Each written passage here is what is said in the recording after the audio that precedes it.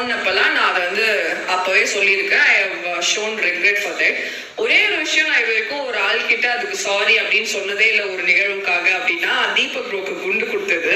அப்போ வந்து maybe like I thought அது ஒரு டாஸ்கா நான் பண்ணதுனால எனக்கு அது சாரி சொல்லணும்னு எனக்கு தோணல. ஏன்னா that was a task, that was the responsibility given to me அப்படின்ற மாதிரி நான் நினைக்கிறேன்.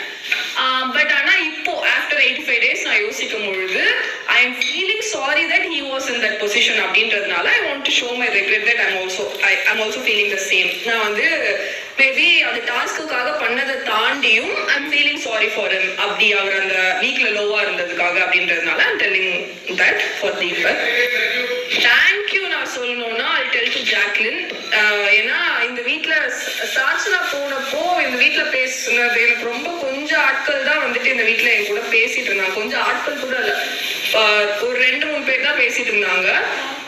when I was low, Sachana வெளில போனோடனே ஜாக்லின் தான் வந்து சொன்னா, உனக்கு எப்பயாவது லோவா இருக்கணும்னா பேசணும்னா பேசு அப்படின்ற மாதிரி. அதுக்கப்புறம் எப்படி அந்த மொமெண்ட் கனெக்ட்லாம் கிரியேட் ஆச்சுன்னு தெரியல. பட் அந்த டைம்ல இருந்தா I started to open up with everyone. Maybe like Jacqueline மூலமா அது நடந்தது அப்படின்ற மாதிரி நான் நம்புறேன். So I want to tell thank you to Jacqueline.